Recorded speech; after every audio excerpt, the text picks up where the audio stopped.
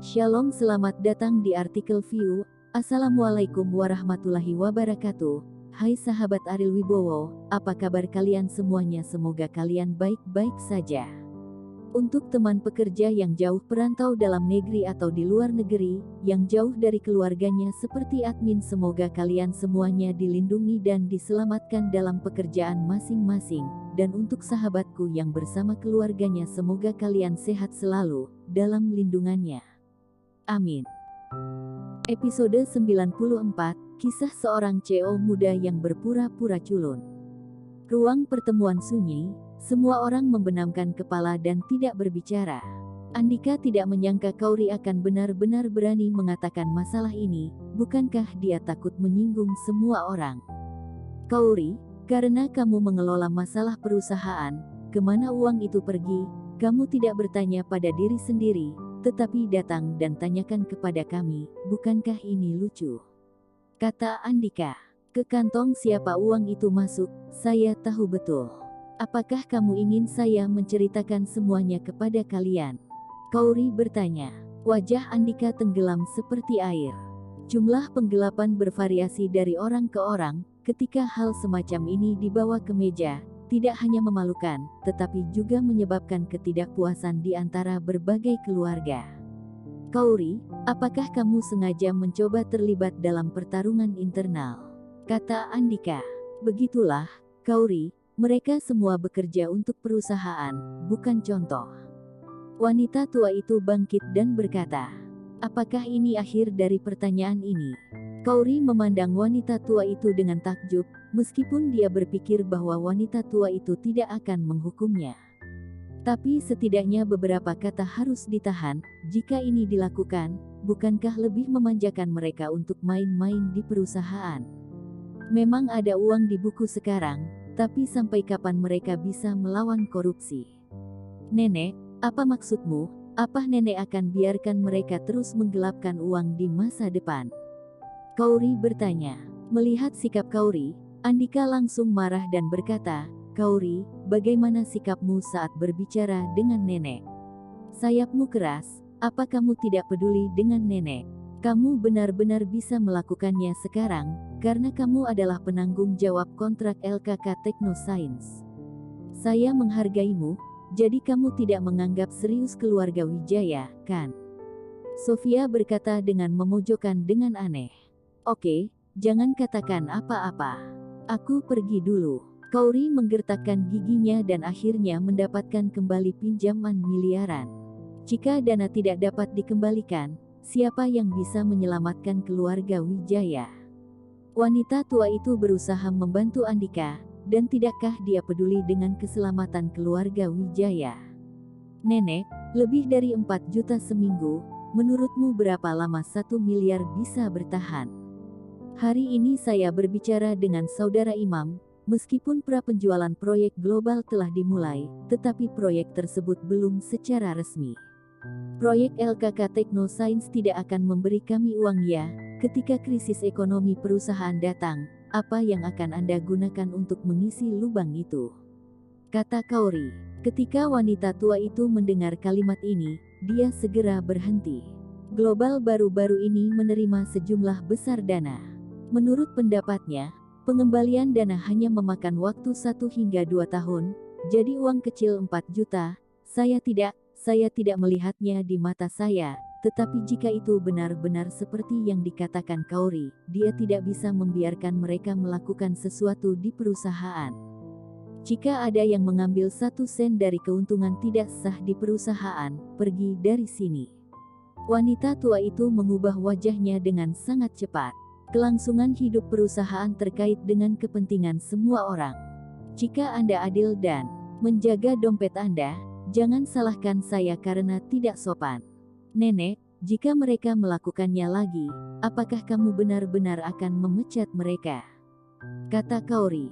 Wanita tua itu tahu bahwa Kauri memaksanya untuk membuat aturan, tetapi pada saat ini, dan dia tahu betapa tak tahu malunya kerabat ini, selama mereka diberi kesempatan, mereka pasti akan menggelapkan, dan Kauri tidak mau dihancurkan oleh orang-orang ini. Ya, tidak peduli siapa itu akan dipecat. Setelah wanita tua itu selesai berbicara, dia meninggalkan ruang konferensi. Wajah kerabat keluarga Wijaya pucat. Tanpa kesempatan untuk korupsi, biaya hidup yang boros akan menjadi ketat. Ini tidak dapat diterima oleh mereka. Kauri, Anda harus melakukan hal-hal seperti ini. Kamu pikir kamu ini apa? Apakah kami mengambil 1 rupiah darimu? Menjadi benar bersama kami berarti benar dengan seluruh keluarga Wijaya. Bisakah kamu sendirian melawan kami? Kauri melihat kerabat keluarga Wijaya yang menyalahkannya. Mereka tampaknya menerima begitu saja korupsi. Itu sangat jelek. 1 rupiah, tetapi juga ke sumbernya.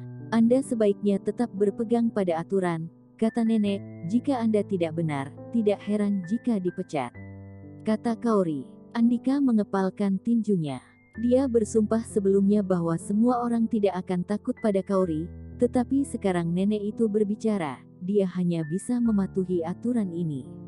Itu tidak akan banyak mempengaruhinya, karena seluruh perusahaan akan dia kendalikan, menjadi miliknya di masa depan, tetapi kehilangan muka di depan kerabat adalah sesuatu yang tidak dapat diterima Andika.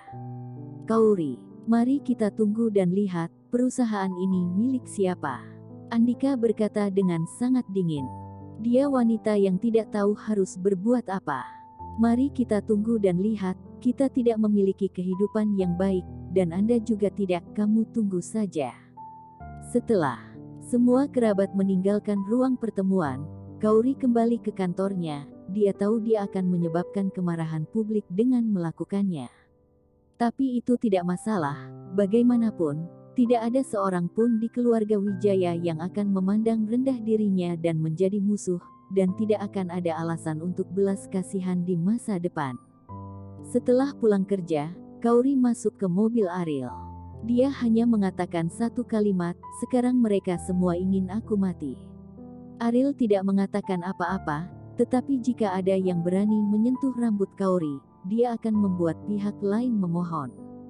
Seminggu telah berlalu, Siska dan Lukas masih berlutut di aula itu. Ini adalah sikap Ariel, sampai di rumah. Inem sedang sibuk membuat sup, karena dia tahu bahwa Kauri akan kembali hari ini, jadi dia bisa membalas kebaikan Kauri dan Ariel. Ariel pergi ke dapur dan bertanya kepada Inem, minggu ini, tidak ada yang akan mempersulitmu. Ariel, bibi Inem sangat baik, kata Kauri.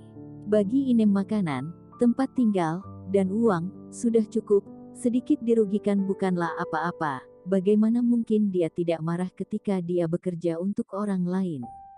Selama Lina tidak membuat segalanya menjadi terlalu sulit, dia bisa menerimanya. Faktanya, Ariel tahu bahwa Lina pasti akan mempersulit Inem tanpa bertanya. Ini adalah karakter Lina. Setelah dia berkonflik dengan Inem, bagaimana dia bisa bersikap baik kepada Inem? Tapi karena dia tidak mengatakan apa-apa, diperkirakan tidak ada yang terlalu serius terjadi, jadi Ariel tidak repot-repot bertanya lebih jauh. Ketika dia tidur di malam hari, Ariel menerima telepon dari Bimo dan ingin bertemu dengannya besok. Dia diam-diam menunggu Kauri, yang kembali mandi. Minggu ini, Kauri tinggal di apartemen sewaan harian, dan Kauri tidur bersama Lucy, dan Ariel menghabiskan 1 minggu penuh sendirian di sofa. Itu sudah menjadi sesuatu yang perlu diingat. Tidak lama setelah menutup telepon, Kauri masuk mengenakan gaun tidur sutra tipis. Itu sangat seksi, dan itu memberi Ariel ilusi bahwa dia sengaja memamerkan keseksiannya, tapi ini seharusnya ilusi. Bagaimana mungkin Kauri sengaja seksi di depannya? Mungkin karena baju tidur ini lebih nyaman dipakai. Ariel berpura-pura tidak melihat ke samping, tetapi sebenarnya dia terus menatap Kauri dari sudut matanya. Kamu meminta Iman untuk bertindak denganku hari ini, tetapi apakah kamu meminta bantuan teman sekelasmu? Kauri bertanya setelah berbaring di tempat tidur. Yah, kehadiran Imam lebih meyakinkan mereka, jadi aku menelepon teman sekelasku lagi, kata Ariel. Tanyakan kepada teman sekelasmu kapan dia akan kembali ke Indonesia. Dia telah banyak membantu. Jika aku tidak mengundangnya untuk makan, aku akan terlalu enggan untuk pergi, kata Kauri. Ini, mari kita bicarakan. Dia sedang sibuk dengan bisnis besar baru-baru ini, dan dia tidak tahu kapan dia akan kembali. Tapi jangan khawatir, selama dia kembali ke Indonesia, saya pasti akan bertanya, dia keluar. Setelah topik ini selesai, ruangan menjadi malu.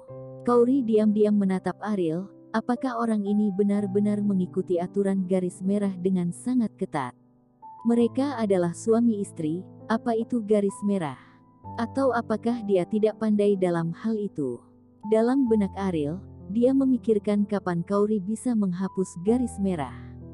Ketika garis merah itu hilang, mungkin saat itulah Kauri benar-benar menerimanya. Tapi Ariel tidak pernah berpikir bahwa Kauri adalah seorang wanita kejam. Bagaimana dia bisa melakukan sesuatu dengan niat yang begitu jelas? Keduanya tertidur dengan pikiran mereka sendiri. Dini hari berikutnya, Kauri melewati garis merah dan berbaring di tempat tidur dengan kedua behnya, dan menekan langsung ke dada Ariel. Bersambung.